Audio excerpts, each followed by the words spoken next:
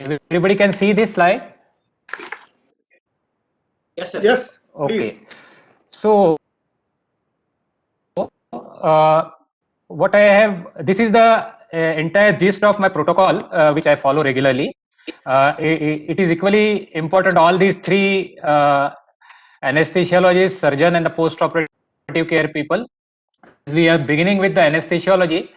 The goal here is to achieve extubation on table to maintain hemodynamic stability during the procedure and maintain the urine output minimum 0.5 ml per kg per hour in a sort of a healthy kidneys. I believe there are no problems as far as kidneys are concerned here. So we have to maintain hemodynamic stability during procedure. Baby being small and past history of in the neonatal period, resuscitation, ventilatory care is done. So that will be all the more important. In such case, generally before starting taking patient for surgery, I usually would contrast enhanced CT of the mediastinum to see the vascular anatomy. Is quite common as of surgery. And if we keep on adding these, one thing of this, then rest of the cases, I mean, the rest of the points will be included in this. Going to the first point, to have very secure line,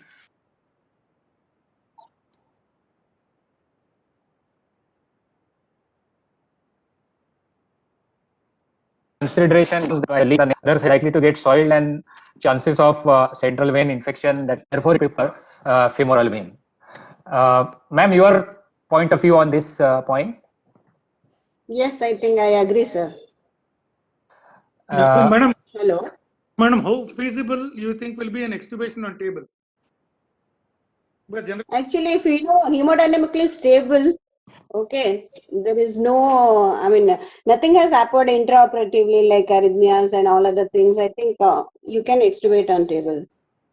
Okay. But most of the times, something or the other will be there, like baby may not be hemodynamically stable. So because of that, and post-op chances of mediastinitis, re-intubation, all those things. In view of all those things, I think all these days we were doing, doing elective ventilation for 24 to 48 hours. But as sir said, I think if child is hemodynamically stable, we can try extubation on table. Yeah. But in this particular case, I think it will be better if you go slowly rather than extubating, because already past history of stormy perinatal period is there. Newborn period which required ventilatory care and issues related to gastrostomy and other things. So, and the weight is again not really very good. Yeah, Dr. Madhvi has seen the case. I'm sorry, I'm not seen the case. So she can talk, I think. Dr. Madhvi?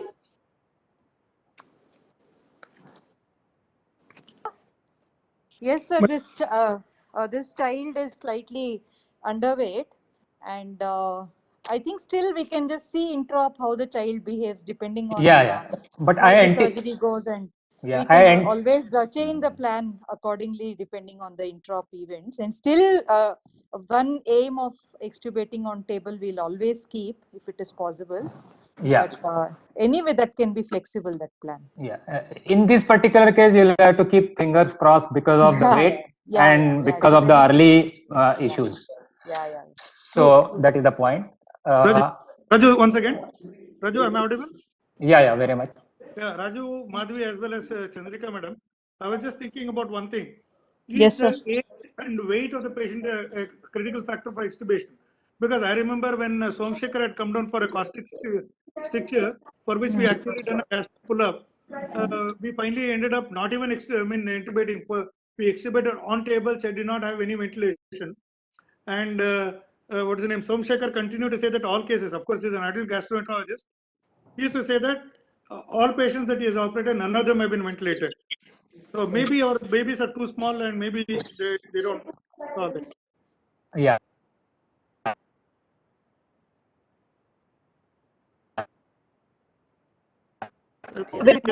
If there is a lot of distension of the mediastinum and pressure on the adjoining structures, which can lead to any issues of that kind. Otherwise, the weight as such doesn't matter. The general body weight doesn't matter.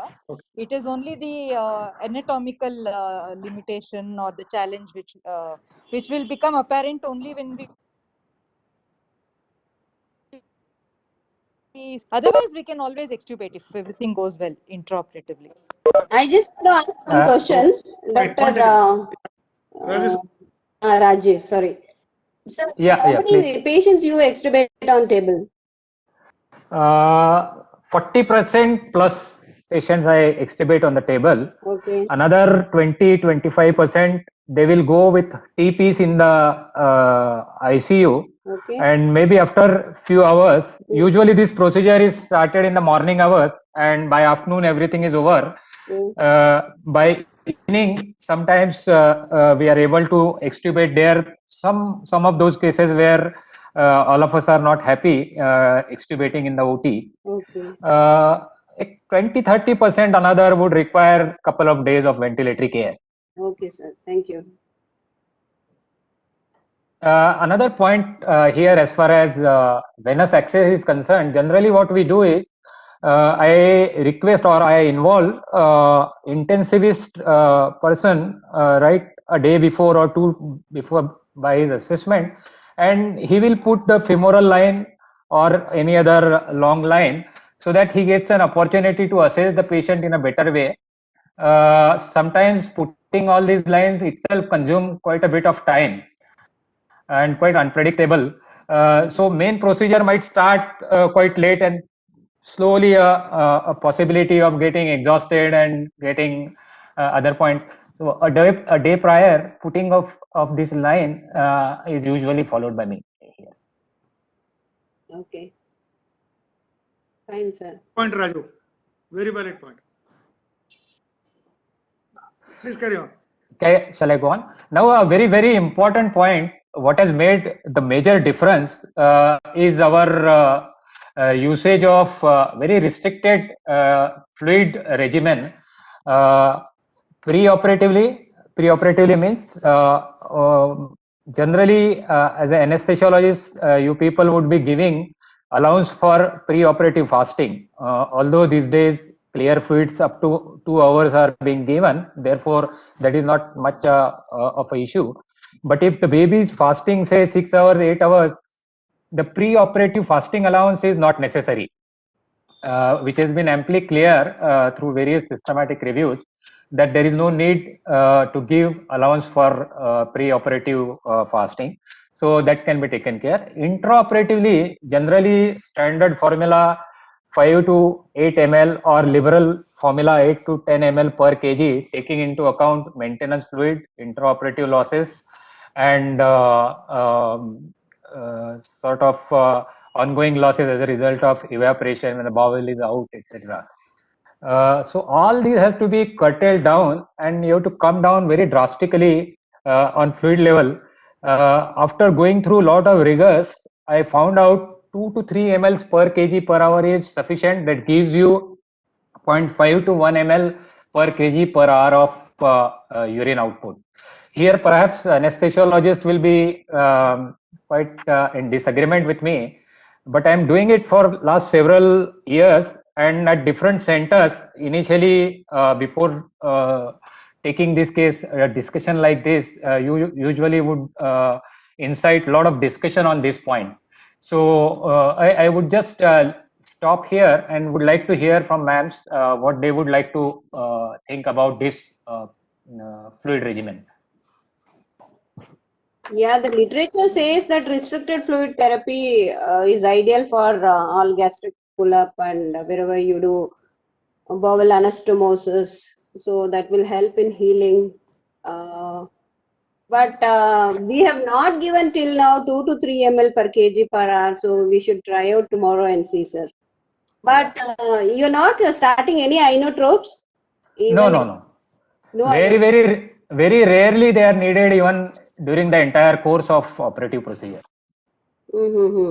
It is approximate blood loss, sir, whenever you operate on these children? No, hardly blood loss. No, never required again blood transfusion unless it is a corrosive. Additions, mediastinal additions or something like that, and when they are doing isolysis, No. Hardly any blood loss.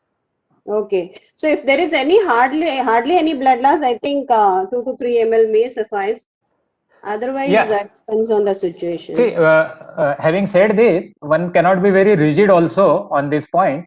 Yes. One has to see several parameters, and if you are unhappy, one can consider colloid. And usually, in such situations, suppose occurs, fresh frozen plasma is a good bet instead of other colloids. That's what we also do.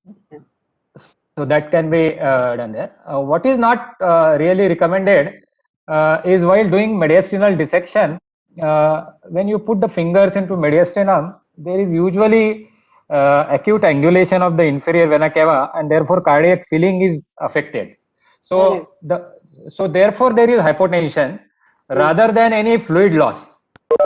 It's true, The general tendency is giving bolus of fluid rushing quickly in order to get hypotension corrected is perhaps not a correct strategy. So what is important is just taking out by surgeon the operating fingers from the mediastinum, allow it to restore. It restores back very quickly. There is no problem. Yes, sir. If there is any acute kink and if there is any decrease in venous return, so we see that the there's hypotension. We tell the surgeon to relax for some time. We don't give any bolus here, sir. Yeah. So having said that, this is one important cause of hypotension or abnormal rhythm in the heart. There are other issues also where vagal reflex, vagal stimulation also can give rise to this problem. So that is hardly within your control, because tampering of vagal network is a part and parcel of this procedure, because it's a very intricately interwoven along with the blood vessels and the nerves in the mediastinum. So part of the vagal fibers, particularly those which are going to the airways and crossing and some of them going to the cardiac and muscular area, are also tampered with. So vagal reflex resulting into cardiopulmonary issues is also very much known. In that situation, one can think of inotropes and of course FFP, but then again very judiciously looking into the cardiac index if the monitoring is feasible, cardiac index and the stroke volume index. They will give you a very good idea about reacting about the fluid, excess of fluid if you want to give.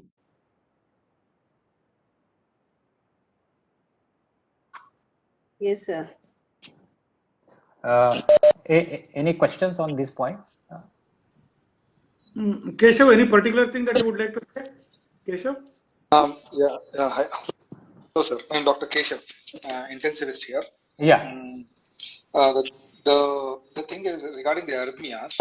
Have you actually used any antiarrhythmic drugs routinely pre-op or during the thing? And what type of arrhythmias generally have you seen? Intraoperatively, generally some ectopics are seen, supraventricular ectopics, and usually they don't require. I mean, I have never used it, but there are our colleagues from Delhi who are using beta blockers with a random dose of 5 milligram single OD dose for 3 to 4 days prior and another 3 to 4 days after the surgery.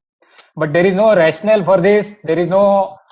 In fact, I went into the depth of literature about this, particularly in the cardiothoracic surgical patients when they use and adult esophageal replacement for cancer.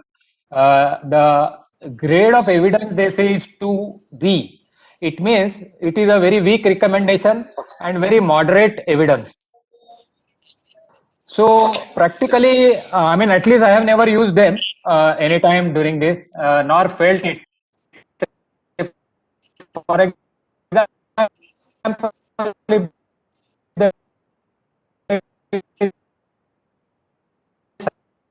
or anything which settles down your period and if you take care of airways. It's only transient, okay, because of the handling. So once they stop meddling it, so it usually settles. So we don't give anything as such. Okay, fine, fine.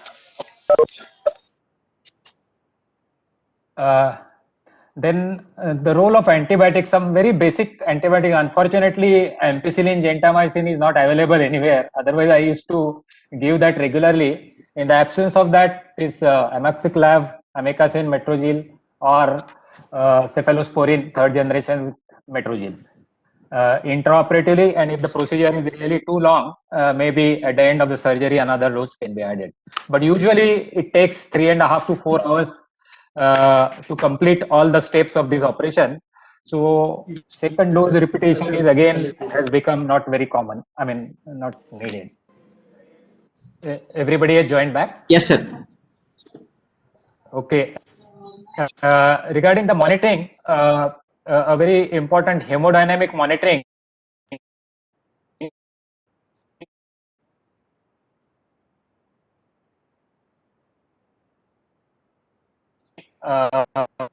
what we have usual monitors are there. From this monitor regarding Yes, we don't have it. sorry. We don't have it. Yeah. So they calculated cardiac index and stroke volume index. That was a very nice thing, and that gave me another area of confidence of sticking to 2 ml or 3 ml per kg per hour. Because when they were counter checking this, initially there they were also not in agreement whether we should restrict so drastically, and will it have effect. Generally, you people are worried about acute renal shutdown or acute renal failure, which has never occurred. I have done with this new protocol more than 62 cases now. With this monitoring those gadgets, they have noticed that whatever calculated over a period of time, out of my experience, that fluid matching is quite right. Sir, can I ask one question? Yeah, please. Like what age group? Like all were which age group? Because you're giving 2 to 3 ml. Yeah, more or less similar age group. Somewhere between 1 to 2 years of age is the most common, because all these patients, they pass through lot of problems. Families get to settle down over a period of time. So you hardly get opportunity to convince and to bring them onto the table much earlier. Yes. So most of them would be like this particular case. Okay, fine. Thank you, sir. Yeah. Then very important thing is a urine bag having urometer, whereas where anesthesiologist can really monitor every hourly strictly how much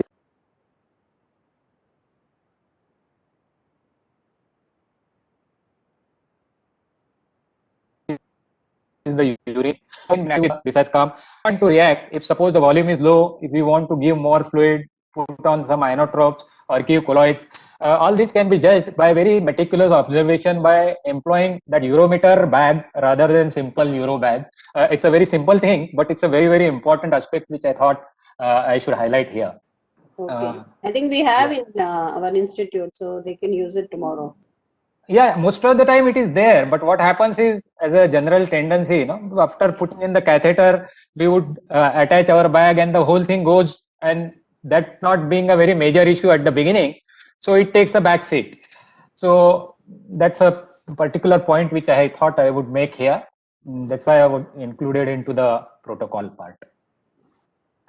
And then very important, again, from anesthesia point of view, you would be very much convinced if your perfusion pressure, oxygen delivery, and peripheral anaerobic changes which are occurring at the peripheral tissue level or not. You do blood gases and lactate level, you will be surprised to see again there is not at all much of a difference when you follow this regimen. So at the start of the procedure, you said somewhere in the middle where the peak time of the procedure start, and maybe at the end or when the patient is shifted to recovery room. My consistent observation is there is hardly any change. Bicarbonates maybe in some situations dropping down from 23, 24 to some 18, 19, which doesn't really warrant very war footing like of a change or the acidosis type of a pattern. So that is a very good indicator. Again, your urine output, lactate level, blood gases level give you enough information that whatever you are doing is rational and patient is hemodynamically stable. On this point, I would like to hear, ma'am, from you. Yeah, I think whatever you said is correct, sir. Exactly right. So we usually do once in the middle and once in the end. So I Okay. think we should have, so it really helps. We were Yeah. not doing lactate. I think we should start doing lactate also. Lactate level will give you very Yes, good yes, idea yes. about tissue perfusion. Correct. Yeah. And the last point, very important, as a surgeon, perhaps sometimes we may not recognize in the process of making a tunnel into the mediastinum. Sometimes if the adhesions are there and the pleura is open, which might be missed. So before shifting patient to ICU or whichever place, either going out of at the time of OT or in the recovery room, it is worthwhile to take X-ray because I am not putting bilateral chest tubes. I used to put earlier as a part of prophylaxis. Accidentally, I might have opened. But then most of the time I have realized that there was no opening and there is no point of keeping bilateral chest tubes, which adds to the pain and sometimes chest tube related complications while shifting the patient. So taking X-ray will give you good idea about the lung expansion, any collection there in the pleural cavity, and if is there, one can immediately react in the recovery room rather than reacting bedside in the ICU. So these are certain points which I very scrupulously follow as far as pre-op or anesthesia domain is concerned. This I have discussed deliberately with our anesthesiologist on several times. There were obviously, as far as restricted fluid and other issues were worrying points from them, but now they are very much used to it. Any other points, ma'am, you would like to discuss? So, Raju, Yeah. Raju, I just wanted to add one thing. Some people keep a drainage tube in the mediastinum and bring it out of the abdomen, just to say that, okay, in case of stomach distance also, the space does not collapse. I mean, is it worthwhile to practice? I have not done it, but I've seen people doing it. No, not at all. Absolutely. Okay. Madam, you were saying something.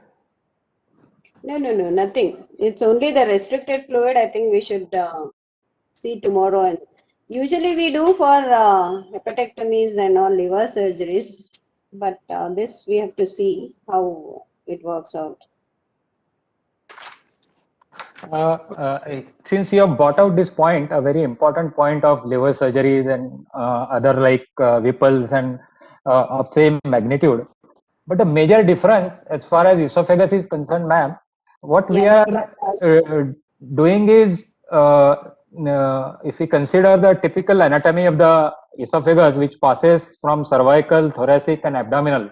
So three major areas it is passing through, and out of which very, very vital physiologically important areas of abdomen and mediastinum you are tampering with, which none of the procedure of this magnitude, this is unparalleled. In fact, if you see any procedure which will not tamper body homeostasis or physiology so much as much you would see in doing esophageal surgery or this complete mediastinal handling.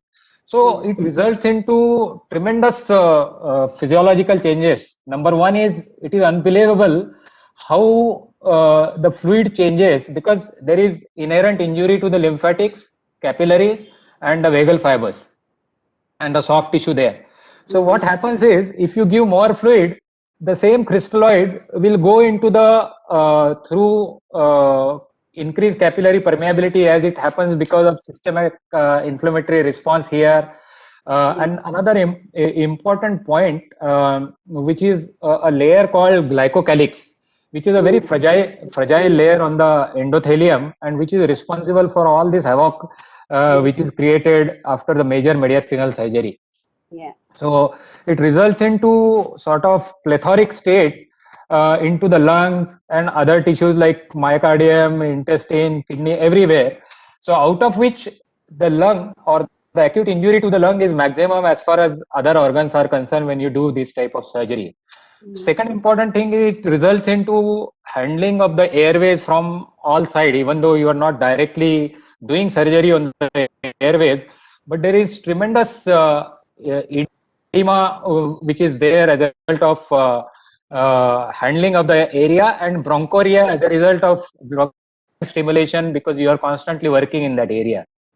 Third important area point is bronchial fibers of the vagus nerve while doing this surgery. Therefore, vagus is gone, and therefore mucociliary action is not really very well maintained. So such patients in the immediate post-operative period finds it difficult to pour out whatever their secretions, and what we see on the X-ray and the clinical thing, that patient is not improving. There is atelectasis, so antibiotics are stepped up. The ventilatory parameter, lungs become stiff, so they go on changing, and the vicious cycle sets in, and then slowly we result into morbidity or at times losing the patient. So these are various major issues which occur in the mediastinal surgery, and therefore all these points are extremely important. A restricted fluid level. Yes.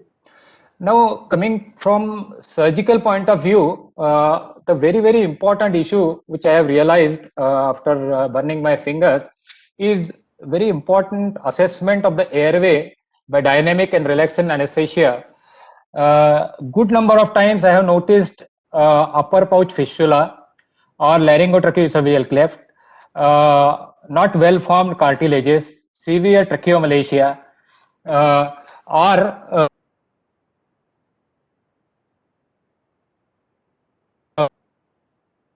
in case of type C, in this particular type of cases, where if the fistula along left pouch collection there and results into lot of issues, recurrence of fistula sometimes, all these issues are very much known.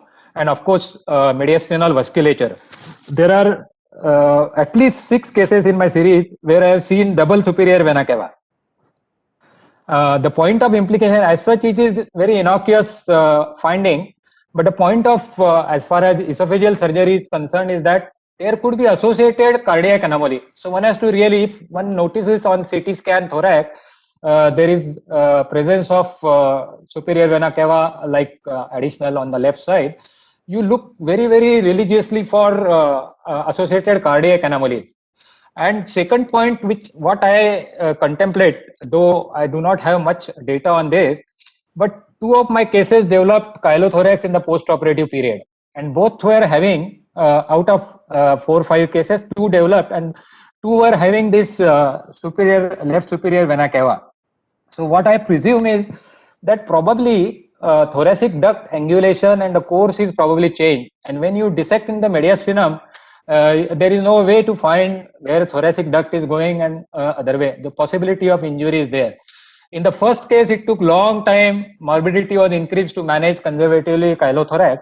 But in the second case, I immediately did thoracoscopy and ligation of the thoracic duct. So that changed the entire thing. So what is important is you have to keep in mind that possibility of chylothorax if such abnormality is there. Then in another case, I had aberrant right subclavian artery which was crossing. So while dissecting in the mediastinum, you come across such pulsatile structure and you get confused. So if you have beforehand information from CT scan and from bronchoscopy, you will be much wiser. Second important thing, if you notice, say tracheomalacia or malformed cartilages, I mean, there will be not a wise decision to extubate on table. In those situations, it's better to go slowly. If you notice any fistula, additional fistula, it is better to tackle it while dissecting the upper pouch. Otherwise, the chances of injury to recurrent laryngeal nerve there, posterior wall of the trachea are there. If you are not aware, so either you would leave it behind or one would injure the posterior wall of the trachea. So these are various issues for which I have not talked even about vocal cord paresis or paralysis, as a result of previous issues. For example, in this case, 10 days of ventilator which was there, why baby is not putting on weight? Even though baby is on gastrostomy, stomach capacity is well. So certain other things also we have to keep in mind, and which will give us a reasonably good guide whether we can extubate such patient on table or not. What are the additional problems? Am I going to require post-operative bronchoscopy to clear the secretions? Am I going to require tracheostomy to clear the secretions or to maintain things? Some such vital information regarding the airways available with pre-operative bronchoscopy. So it is a routine part when I do this procedure. Ramesh, any views on this? Sort of on and off messages because of some internet issues. Please carry on. Ramchandra sir is online. If there's anything from Ramchandra sir. Ram sir? My experience is not as wide as Raju's. So I have not done any pre-op CT, nor have I done any pre-op bronchoscopy in these children. But I think you don't lose anything by doing it. And additional experience which he mentioned, the surprises on table and some possible avoidable complications. I think it may be a good idea to do a pre-op bronchoscopy which doesn't add anything Yes, sir. in terms of time and morbidity. Points noted, sir. CT definitely makes sense. I think chest CT definitely makes sense. Yeah, we are making a CT today and we'll also get a bronchoscopy. Yeah, better. Yeah. So just to add, hello, sir. Yes. Have you seen diaphragmatic palsies also, phrenic nerve injuries? No. Diaphragmatic palsy, no, I have not come across. In this type of cases, no. Okay. Yeah. Okay. What is it that you were highlighting about the structures? Vital structure. Shall I go ahead? Yeah, go ahead, please. Yeah. Now coming to a very important part of mediastinal dissection. See, generally what I talk about is neck, abdomen, mediastinum, neck, and abdomen. So these are the 5 phases of my approach to this. I start with the neck because we are generally fresh at the start of the procedure, number 1.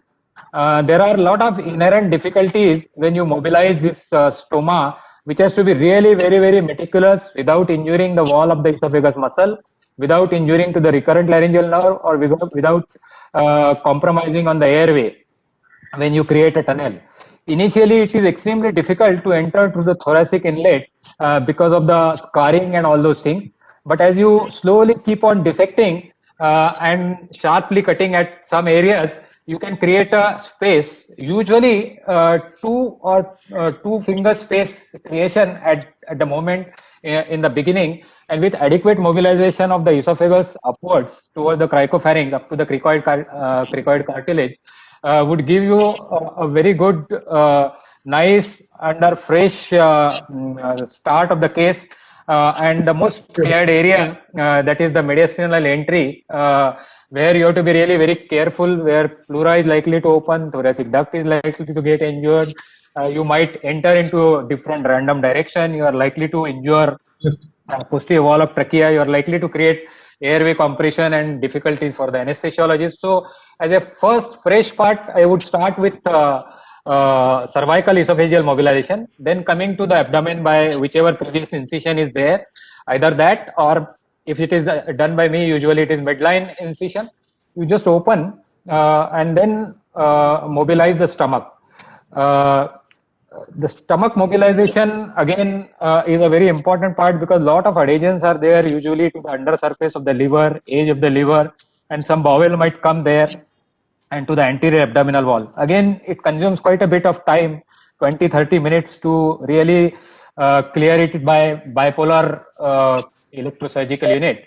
And once you do that and mobilize entire stomach, taking down of gastrostomy stoma, keep a good frill of gastroepiploic arcade on the right side of the curvature, and on the left side you take left gastric artery very well securing because it's a very short stump. If you remain on the periphery towards the stomach lesser curvature, most of the time you don't have to even ligate it. even with simple bipolar population you can take.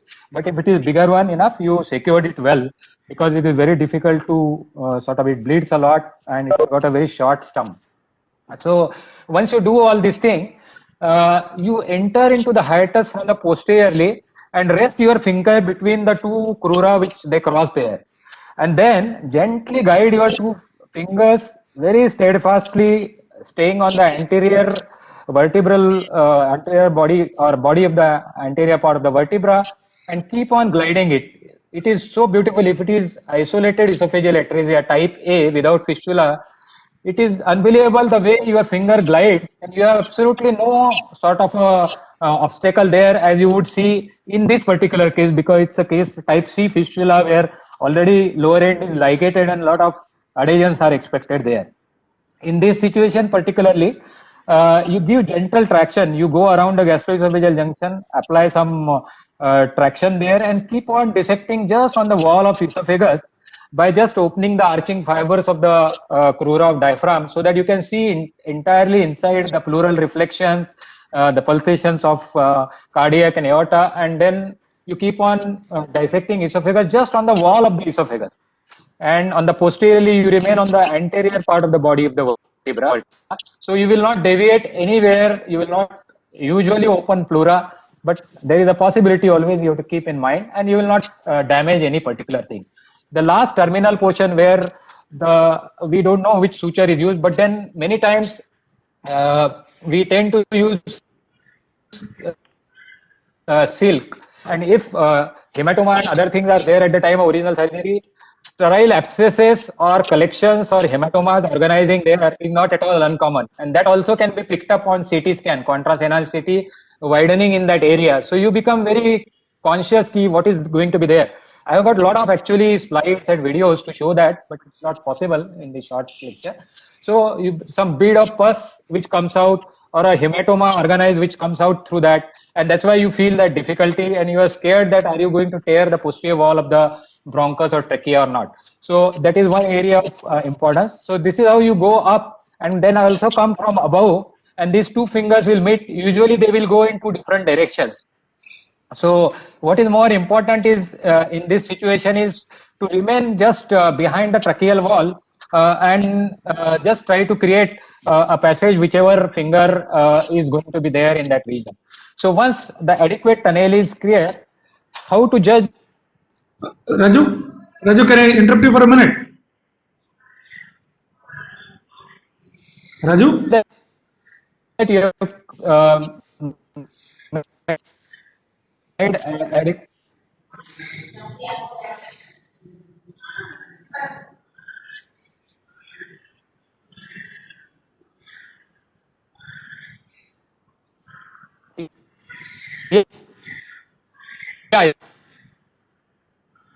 yeah, please. It is sitting in their department. So maybe Raju? Yes, I can hear you. Sorry, we are not yes, I can hear you. There's some internet issue. Can you please repeat at least some part of it? You were dissecting about the two fingers saying hello to each other. Yeah, correct. See, they usually go in two different directions because the plane of dissection in the earlier cervical dissection and the lower from abdomen would be different, and some connective tissue strands or prevertebral fascia, all they can be intervening in between two fingers. So the crux of safety is that you remain against the wall of the bronchus or trachea and try to lift your finger. Suppose if you are well from above, then try to create tunnel from below and try to meet that finger. If you are well into the plane from below, then try to meet above finger, which is coming from the neck region, to meet this, so that you are in the safety zone. The chances of injury to thoracic duct or any abnormal vasculature, or usually possible, what I have seen people have injured is left bronchus, because that is a horizontal course and little longer as compared to right. So the possibility of injuring posterior wall of the left bronchus is there. So that can be taken care of. And initially your one finger will go, then slowly if you widen the hiatus, the second finger will enter, and depending upon the age, 3 fingers. The aim of creating this wide tunnel should guide according to our width of the stomach, which we are going to pull up. Suppose if after complete mobilization of stomach and holding the stomach with the fundus in your fingers, you measure with your fingers the width of the stomach, and that much of the width should be there in the mediastinum, particularly at the hiatus and at the thoracic inlet. These are the two areas where the chances of kink or obstruction is likely to be there. Am I clear at this level? Absolutely, Raju. And the second thing I want to ask you is, generally what we find difficulty is at the level of crossing of the aorta or the tracheal bifurcation. Generally the space again becomes a little narrower there. Exactly. That is the point. Yes, correct. So that is what I said. You remain against the wall of the trachea and just try to find out by your tactile sensation. Okay. In the same breath, I would like to continue why, despite having beautiful magnification, illumination with laparoscope, still you are in the area of darkness, and that is the point exactly which you have brought out. When you go transhiatally laparoscopically only. Therefore, if you want to use minimal access approach, it is always better to add thoracoscopy, nicely mobilized. When you are contemplating, you want 100% safety of region while doing this minimal access surgery, it is always complement it with thoracoscopy. That will be better. Because you are we use thoracoscopy if it is a caustic esophageal structure. Is it like that? But for pure for esophageal atresias, we don't do thoracoscopy. No. It will be necessary in those situations where there is failed primary repair. Okay, accepted. When there is anastomotic stricture, multiple dilatations are done, and couple of perforations have also occurred. Okay, point so in that situation, it will be worthwhile again doing thoracoscopic mobilization of that region, particular area of 3 to 4 centimeter, very critical area. And then you go by laparoscopy from the abdomen. Okay. For pure esophageal atresia, I feel minimal access surgery has very, very minimal or practically no role. I've seen only Ramaswar twice, but I'm really scared of trying to attempt it. No, I have done about 11 cases so far, but then I came to this conclusion that for pure esophageal atresia, your tactile sensation, your pathway finding through the mediastinum, handling of the stomach without much type of thing, even though it is not minimally invasive, you can do it really so fast and so sort of expeditiously with full control of everything. So I feel for isolated esophageal atresia, perhaps minimal access surgery, one has to really think whether it is really useful or not. Go ahead. Yeah. Once we go to create this tunnel and the stomach is ready for harvested, you just give a thick, nice 1-0 silk at the tip of the fundus, which is going to be your future gastric anastomosis with the esophageal stump. I remain little on the posterior side and give a purse string suture, so that while pulling through the mediastinum, usually it will not break through, and secondly, it will help to take out that button of gastric wall, so that a very nice wide stomach opening which is there, which you can anastomose very well. The tunnel should be in such a fashion that most of the stomach, by you just glide against the vertebral body, should reach to the cervical region, and you can very easily with gentle traction on that black silk really deliver it. Again, the point of importance here is make tunnel in such a way that once you deliver stomach into the neck, there should not be that typical dusky, congested, edematous stomach which has come there and which is very rigid to mobilize, move it, or it has got tendency to retract back into the mediastinum. So all these precautions by right there, cauterization, relieving all tethering bands and other issues, taking care of nice mediastinal tunnel and thoracic inlet. So once you deliver it into the neck, it should have same color as your esophageal stump. Once you achieve that, most of your problems are likely to be less in the post-operative period, particularly immediate post-operative period. Less edema, less swelling in the stomach, less compression of the vital structures, and very good healing of the anastomosis. So these are the points as far as delivery of stomach into the cervical region.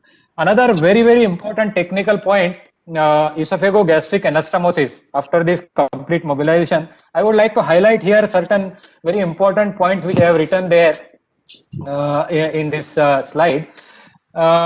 My initial, when I used to do reverse gastric tube, leak rate used to be somewhere 70-80% of the time, although it never resulted into major second surgery requirement. In a couple of cases required stricture form and revision of stricture, but leak rate was very high, and as a result anastomosis stricture was high and requiring post-op dilatation was also high. Therefore I converted to gastric pull-up, one of the major reasons for this, and the simplicity of this procedure once the safety was achieved. But when you do this anastomosis, when I initially used to do, again from 60-70% it dropped down to around 20-25% leak rate. Then again, and that used to sort of create a vicious cycle and resulting into problem. Then this type of technique I have sort of thought over, planned, and implemented over the years now, which has resulted into almost 2-3% of leak rate. So to the extent that now I don't keep even cervical drain also after this anastomosis. So what is important is you plan in such a way that which portion of the stomach, that button of the stomach taking out, nicely mobilize esophagus, make it little oblique anastomosis, it should be wide. And while holding it, you plan how many stitches, approximately 4 or 5 on the posterior wall, outer wall. Then without holding mucosa, you give vertical mattress or horizontal mattress, inner line, and outer simple suture. The type of anastomosis I do is telescoping type or the intersuscepting type. Almost 2 to 3 centimeter of esophagus is intersuscepted or telescoped into the stomach, which is easily possible. And stomach can really glide over it very well if you mobilize it properly. So inner 2-layered anastomosis, interrupted suture, inner mattress one, either vertical or horizontal, and outer simple sutures using 4-0 Vicryl or PDS. Am I clear at the anastomosis? Absolutely. When it's intercepting the esophageal end into the stomach after the first layer. Yeah. I mean, as you give first layer, and when you go second layer, say at least 2 to 3 centimeter away from the margin, automatically it invaginates into the stomach. Okay, got the point. I have got beautiful slides. At the end, I will show you all those sequence of slides. Okay. Intraoperative, how to do that. Okay, excellent. Yeah. Then what I do is the stomach which is fixed up before doing this esophagogastric anastomosis, from the cut margin almost 5 centimeter down on the stomach wall, at least 2 or 3 seromuscular sutures, and which will be passing through the prevertebral fascia, and they are kept loose there, and at the end of completion of anastomosis they are tied there. So what happens is stomach has no tendency to retract back into the mediastinum. So should your because of some anatomy or because of some your technical problem, if the leak occurs, say immediately into the post-operative period, the leaking material will not track down into the mediastinum. So if it doesn't go into the mediastinum, the severe nature of mediastinitis, mediastinal collection, abscess formation, prolonged morbidity, high-grade fever, etc. Will be avoided. So this stitch I felt is again very important. These 3 stitches on the posterior wall, which will be fixing stomach to the prevertebral fascia. And after completion of anastomosis, then the esophagus is fixed to strap muscle and entry wall of the stomach 2-3 centimeters down below the anastomosis, again to the strap muscle or sternocleidomastoid muscle. So the anastomosis is nicely placed into the gutter of sternocleidomastoid on the lateral side, strap muscle on the medial side, and then you approximate this over the anastomosis. Nicely secured, well in its normal anatomical position, the anastomosis rests there, and the chances of leak practically has gone down. In adult surgery, they have started using staplers, and their leak rate has come down to 3%. And since it is not possible in our pediatric patients, I have utilized this technique how to intercept and try to take benefit of that, simulating those adult type of thing. As I told earlier, pyloroplasty and pyloromyotomy, I was also not very regularly doing it, but I'm doing it, seeing a very gratifying, very dogmatic statement from Louis Spitz that Barrett's esophagus is not there because of the pyloroplasty. With this, I have discussed with them in one of the conferences. Since I am doing this intersuscepting type of anastomosis, they were very excited to know how it is preventing. And he said, what is the objective proof to you that it is intersuscepting and doesn't sort of reflux at that site? I have got another very good slides of gastroscopy in the post-operative period, where you do reverse or J maneuver to see how the rosette of mucosal fold and the sphincter-like bulk, if you intersuscept, which is formed there. So it has reduced the major complication of leak, and as a result, resulting into various other vicious cycle of complications because of leak. And secondly, it is preventing, my postulation is that if such intercepting wall is there and pyloroplasty is there, Barrett's esophagus should not occur at all that site as a result of reflux. We can have discussion on this point because it is in the study in the progress. Then feeding jejunostomy, always, because I don't utilize TPN in the post-operative period, and it acts as a safety valve.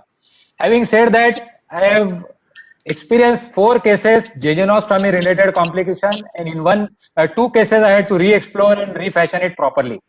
So jejunostomy, again, you are tired at the end of 3.5 hours of procedure. Jejunostomy could be a culprit to spoil your entire result. So all steps of operation, cervical, abdominal, mediastinal, again cervical closure, and the jejunostomy formation are important. A last point on the technical aspects, it putting nasogastric tube with multiple holes added on it. Most of the time, if you pass the tube across the anastomosis after completing posterior layer of the esophagogastric anastomosis, either it will go and quickly curl, and the tip will come again back. So the 2 holes which are there, they will be lying in the air, and the stomach secretions, they will be lying in the stomach there, and perhaps may not be drained adequately. So stomach will get distended, possibly aspiration, etc. Or if it goes straight away because of pyloroplasty and all adequate passage is there, it will enter into the duodenum. So if you have got only those natural, only 1 or 2 holes on the tube, those holes are lying in the duodenum, where there are no holes as far as stomach is concerned. So you might feel your tube is well secured, but as there are no added holes there, or stomach is not drained there, which may not be useful even though the tube is there. So these are certain technical small points, but which I felt was very important to highlight. Excellent points, Raju. Go ahead. Anyone would like to ask any question as far as surgeon's role in minimizing complications? Come back to this later. I think the intensivists are waiting for quite long. So we'll go ahead. Okay. Otherwise they'll lose interest. Or wait. Okay. Keshav, are you awake? Keshav, are you awake? Very much, sir. I'm here. Okay. Now again, in the post-operative period, the most common problem is cardiopulmonary issues, and where all our crux of the discussion there, technical aspects, anesthesia aspect will come. Lot of onus is there with us and anesthesiologists to hand over this case safely into the hands of intensivists. And whenever you are changing, the baton is always transferred. There is something is always lost in between. And here we have to really be guardful as far as we should not land up after taking so much of hard work and effort to land. So another important aspect of strategy in the post-operative period is maintenance fluid should be 50 to 60% of the maintenance.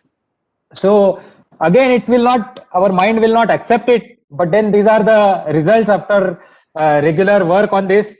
And there are many other studies now, particularly the ERAS protocol, early recovery after surgery. If you see, they are also highlighting the role of restricted fluid, particularly intra-op and the post-op period, even in the pre-op strategy also. Second important point is use of hydrocortisone. Why I am talking about this?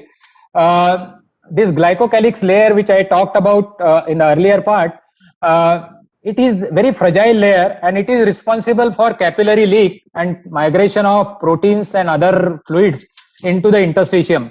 So oncotic pressure balance is changed.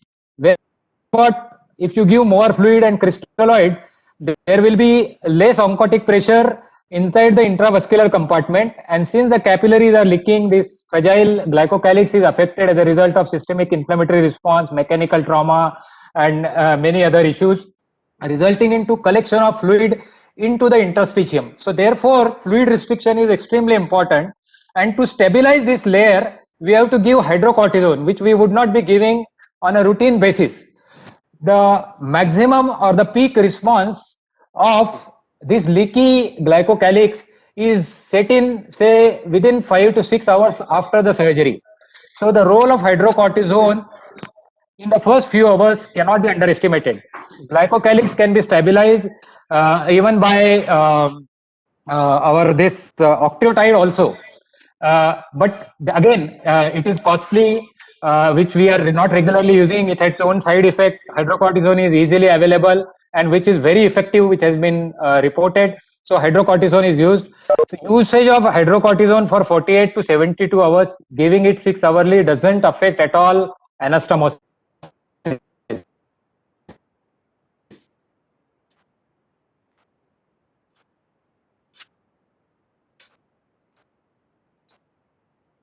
So there is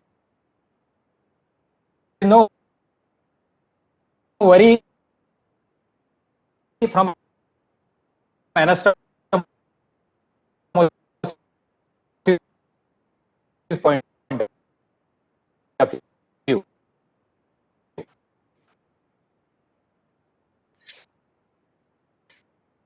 Second important area, diuretic, low dose diuretic, in which is from the role of antidiuretic hormone, excessive fuel, to see edema on the face. So many people who used to argue that maybe because of the position that edema is there, the cardiac is there into the interstitium 22 hours after, because as I told you, like bronchoria, pulmonary edema, mucociliary action is affected. So if you reduce the formation of bronchial secretions, it is worthwhile avoiding repeatedly doing bronchial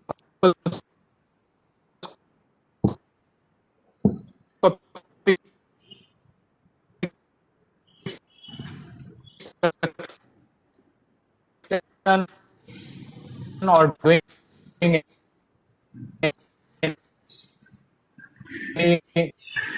etc. So the air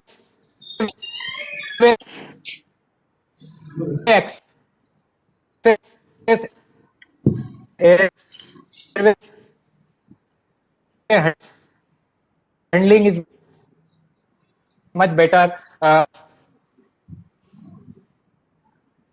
Use midazolam microgram calculated of 48 syringe times are now using again fentanyl doses of the patient when the fentanyl dosage has been given in a bolus form.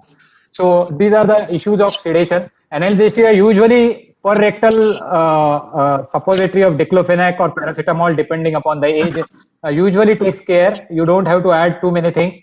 Of course, nebulization and chest physiotherapy you cannot underestimate.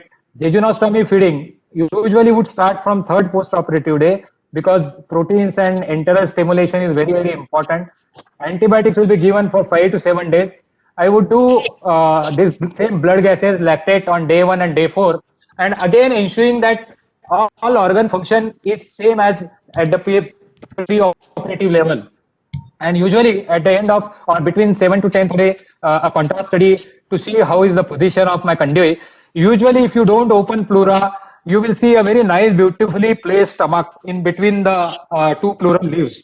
It will not deviate to any other side. If you open pleura, there is a tendency of it deviating to the other side. It doesn't matter, but it looks very ghastly on the radiological picture. So these are certain issues which I thought, and I am very scrupulously following as far as this protocol is concerned. And really ensuring a lot of good result. That is, extubation is possible on table in 40% of cases, another 25 after shifting to the ward. Hospital stay is reduced. The great benefit that uncertainty which was there, 2 days of ventilator, 3 days of ventilator, sometimes is going for days and weeks, that has gone. Because of less ICU stay, because of less overall hospital stay, the economics has changed drastically again in this patient. And there is sort of a renewed confidence in all team members that if we follow this, the result or the outcome is very satisfactory. Thank you very much. Raju, Can I ask a question? Ramesh? yes, madam, no problem. Basically, we lost the audio for quite some time in between after his comments on hydrocortisone and between sedation. It is diuretic dosage and anticyclocox. I just wanted him to repeat. Yeah. Okay. Yeah, diuretics are given in a low dose, continuous drip form rather than boluses, so that continuous pouring out of fluid or shifting out of fluid from various body compartments outside, so that all interstitial, cardiac, lung, kidney, GIT function will come back to normal as early as possible. So that is the aim of restricting fluid, bringing it back to thing. Usage of anti-sialogogue to reduce bronchial secretion. Raju, when you say low dose diuretic, what do you mean by that? What diuretic use and what dose? Our conventional Lasix we are giving, or sometimes spironolactone can be given, but usually they are giving Lasix in I think 0.01 milligram per kilogram per hour over next 24 hours in a drip form, which is given. It is a standard, I think, intensive care book. This dosage is given. Okay. And the anti-sialogogue? Anti-sialogogue glycopyrrolate, because it has not as much cardiac effects as atropine. So glycopyrrolate is very happy and safe, which reduces drastically bronchial secretions, and therefore atelectasis, mucus plugging, and all those things is prevented. Mucociliary action as such is less. Cough reflex is not possible in children. So I found that anti-sialogogue usage is also very, very useful. Excellent. What dosage you give glycopyrrolate, Raju? 0.3 ml intramuscularly. How often? 8 hourly. 8 hours. Okay. Madam Chandrika, madam, you are asking something. Just for the information, with about 5 minutes more left in the session. In case we disconnect, we will reconnect again, just for everybody. Madam Chandrika, madam, please go ahead. Yeah, sir, what about the experience of epidural? Are your people giving epidural? No, they would, but then I sort of discussed at depth with them regarding the benefits of epidural. So what we are doing is, we are giving single shot of high caudal epidural with higher volumes of your local anesthetic, additive of clonidine. So that gives. We can keep a continuous catheter. No. I am telling you why I took objection for that while discussing with our anesthesiologist. Is that see, my incision is in the epigastrium, which is non-muscle cutting. Rest of the major dissection is in the mediastinum, and another incision is in the cervical. Epidural cannula does not take into account cervical incision, mediastinal dissection. A little benefit over epigastric incision will be there, which can be easily taken care by caudal epidural with additive with a higher volume.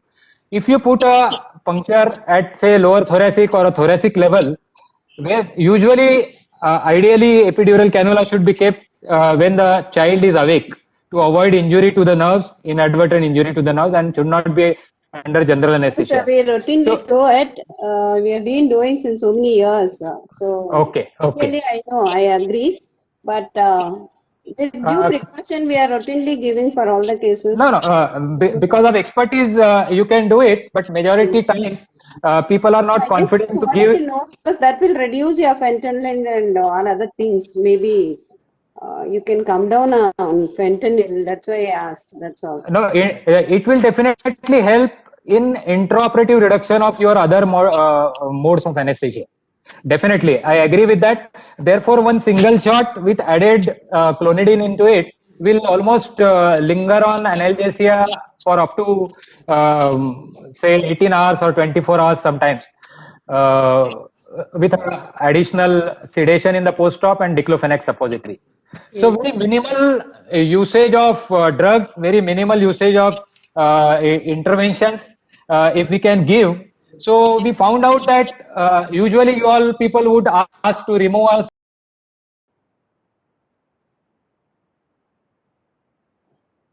I am back here. Audible there? Yes, sir.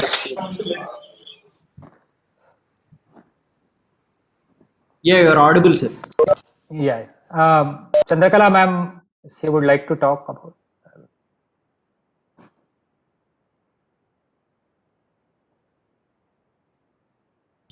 Raju, there's one Chandrakala and one Chandrika.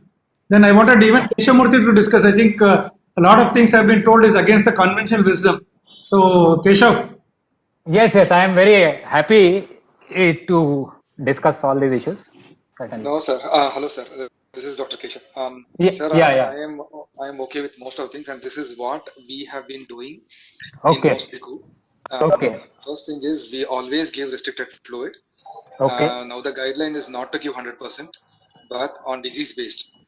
So since this is a normal child, but there is an intervention, so we generally give 50% only maintenance fluid.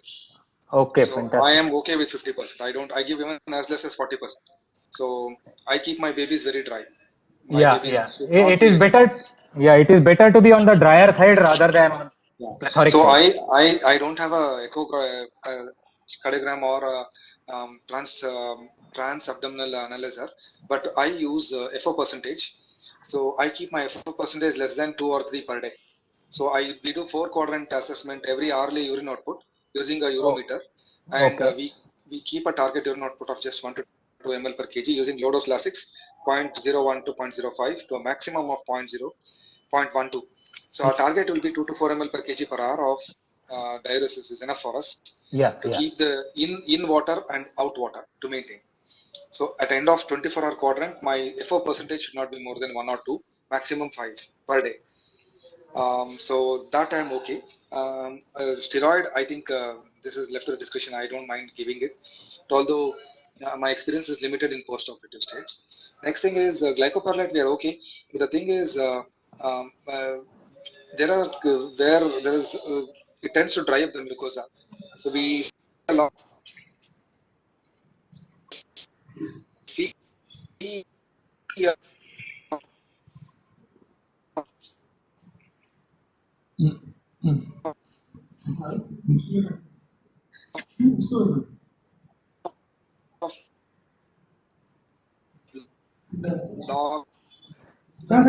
and 48 hours. 48 hours. Most of the time, I have found epidurals to cause too much of hypotension during while ventilating.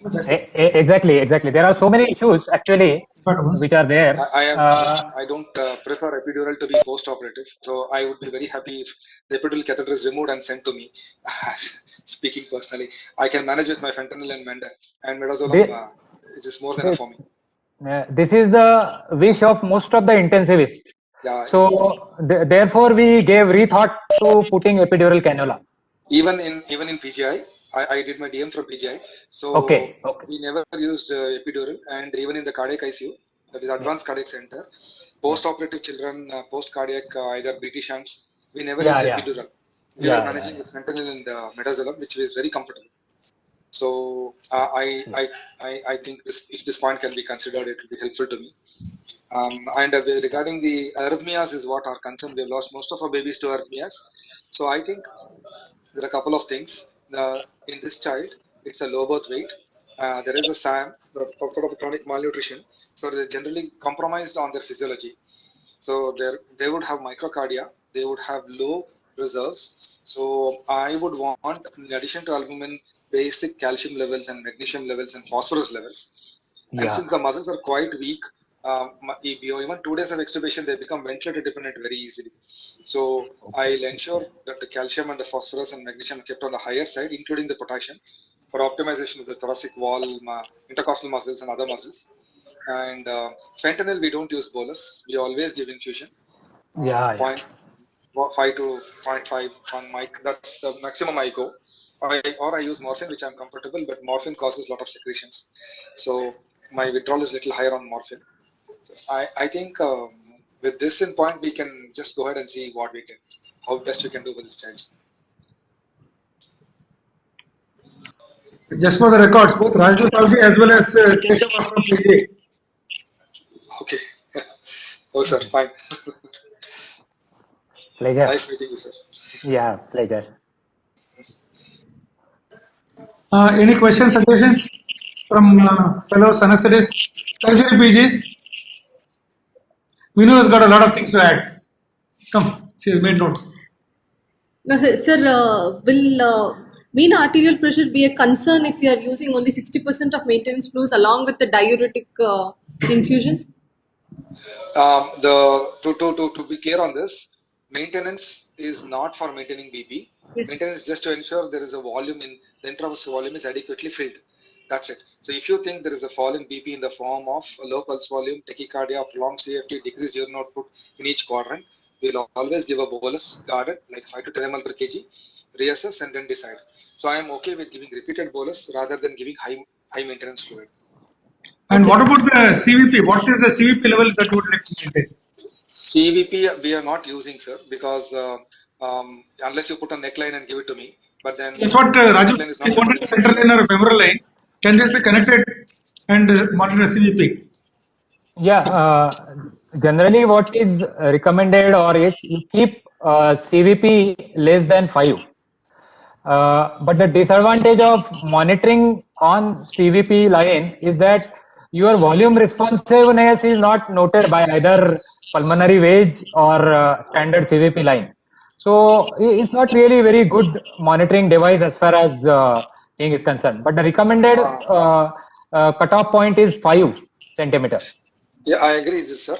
Sir, Ramesh sir, if CVP is low, it definitely says that the intravascular volume is depleted. But if the CVP is normal, it still doesn't rule out an intravascular volume depleted because there could be some diastolic component of the myocardium, like diastolic dysfunction. CVP will falsely be normal. So the survival guidelines now do not recommend using routine CVP. Rather, they recommend using IVC collapsibility or distensibility with the urine output and of course the pulse wave index, which we usually do. But then since we don't have those things here, I will go by the urine output, tachycardia and clinical parameters and keep low fluid, watch for blood pressures continuously monitoring. We'll put an arterial line and that will be enough for us to maintain the blood pressures. We just need more than 5th centile. It's enough for this child. And this child is a SAM child. Giving more fluid is not at all a good idea. It's a very bad idea. Sir, suppose in the post-operative day 1, we are there in the ICU and we come across a situation where the heart rate is shooting above 180. What should be the modes of treatment? So you should first try to analyze why the heart rate is going up. It will either be because it is a shock. That means the vascular compartment. See, children's heart rate responds only to shock, not by increasing stroke volume. It increases heart rate. 1. Or there could be a lot of pain, or there could be a mediastinitis, or there could be a myocarditis setting in because of too much of handling. These are the 4-5 possibilities, or there could be an electrolyte abnormalities. So if you address one by one, probably for the mediastinitis and early leak, which we wouldn't be doing anything, but we can always try giving a small bolus. Seeing there's a decrease in heart rate by 20% of the basal value would be enough to say probably that it was a low volume state which needed some volume to pep up. That would be go. And if the heart rate's going to sinus tachycardia, then we will use low dose amiodarone or beta blockers to slow down the heart. But given the age of this child around 2 years, 140, 150 would be expected in the first 48 to 72 hours. In case of myocarditis, suppose we rule out the other possibilities and tell, but how will we diagnose it and what will be the management? Myocarditis has all 3 states. It has diastolic dysfunction, systolic dysfunction, and a combination of these. So the current guidelines just recommend restricted fluid, cautious use of dobutamine or milrinone, very cautious based on echo. Routinely they don't recommend, and if it is post-inflammatory, IVIG has a limited role. Maybe infectious causes like post-viral, we do give IVIG. I am not sure how much post-operative gastric pull-up cardiac irritation would require IVIG. So maybe inotropes we would do. We would not add afterloader agents like noradrenaline because it will increase the afterload and bring down the cardiac output. So low-dose adrenaline would be giving some support with less than 0.3 microgram per kg per minute is more inotropic rather than a pressor dose. So we would use that, and plus minus we can add up a vasodilator to bring down the after load like dobutamine or milrinone. I would prefer milrinone because it has less tachycardia, less cardiac oxygen uptake. So dobutamine tends to increase the myocardial oxygen demand. So we could use these two things, and if these are not responsive, we could consider an antiarrhythmic. Like I said, first and foremost is expecting shock and fluid depleted state only. So we will give some small boluses and manage in that state. Holding of fluid just because the total maintenance is low doesn't mean you shouldn't give bolus. We should give boluses, but we should be cautiously watching it out. Once the resuscitation is done, within 6 to 8 hours, we can start a de-resuscitation phase by giving more diuretics or restricting further fluid. That's how you can manage. It has to be done bedside, one-to-one decision. Yes. Thank you, sir. Thank you. Any other questions, suggestions? Chandrakala, Madhvi, Nandini. Sir, I think they're good. Okay. Yeah. Yes, Hello? sir. Thanks. Yes, Madhvi. Chandrakala, no? Who's I think, sir, I think tomorrow post-operative, I'll coordinate with Dr. Keshav and see how it goes. Nalina Keltin after the. Okay, done. So if there is nothing more discussion, I Keep in touch. Okay. She'll keep me informed, and we can always.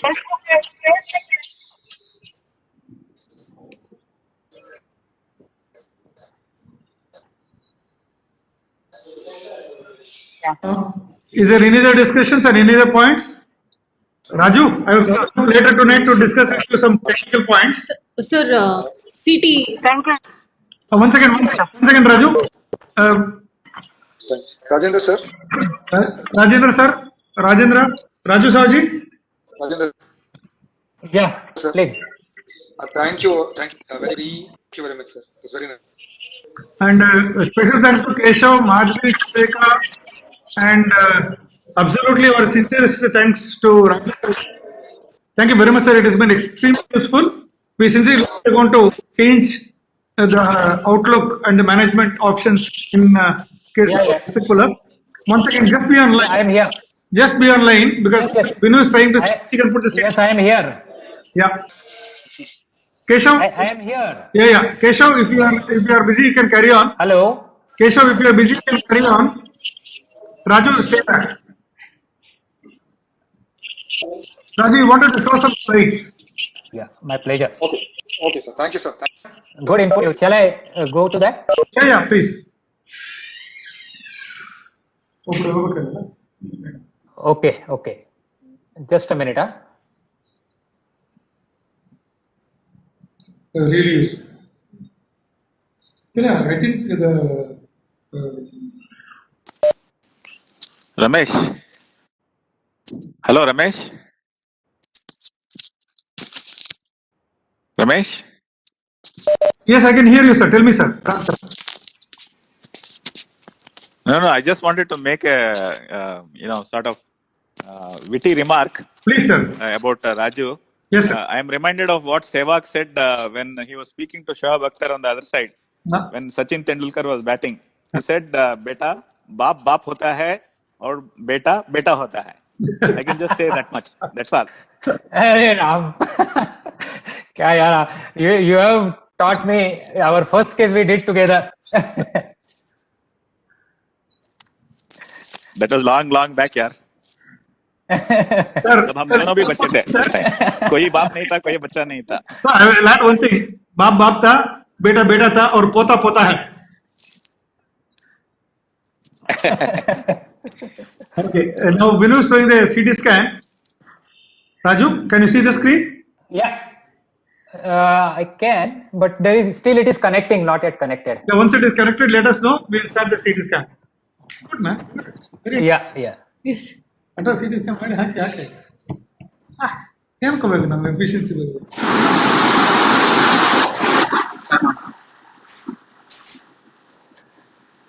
Is there any problem there? Because I am having full connection. Sir, is the screen not visible, sir? Yeah, screen is not visible. Share the screen. Absolutely, share the screen. It's a net issue, sir. Today is not enough. That's what I'm saying. One important thing is this generation of surgeons are far more cooperative, are far more willing to share than the previous generation. Previous generation, ಅವ್ರದೇ ಗೊತ್ತಿರುತ್ತೆ. ಸ್ಕೋಪನ್ ಬಚ್ಚಿಟ್ಕೊ ಮನೆಗೆ ಹೋಗೋದು. First cystoscope which came to Bangalore Medical College, Annamale, never is allowed anybody fridge cupboard is not or a previous. No, you don't know how to do cystoscope. You don't See now? Yeah. I can view. Yes, sir, I'll try sharing.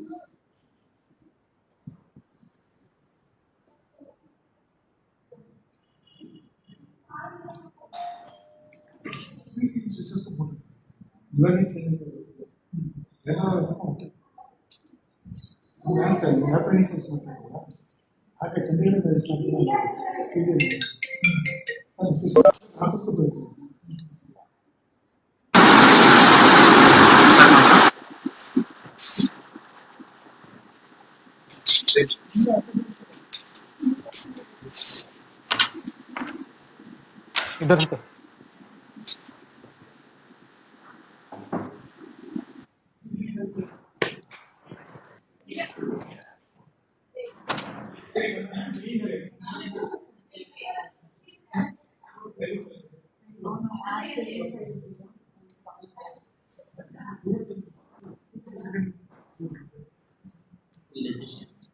Just keep with you. Just keep sampling it. It's sleepless.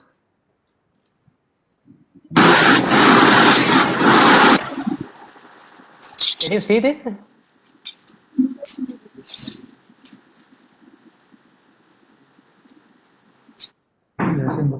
There's a blank. Sir, there are some connectivity issues. I'll send the CT scan to you, sir. We'll send by WhatsApp, Raju.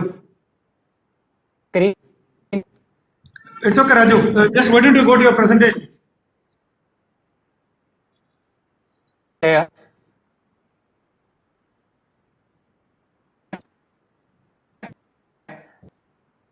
So, can you hear? Yes, sir. Can he? You.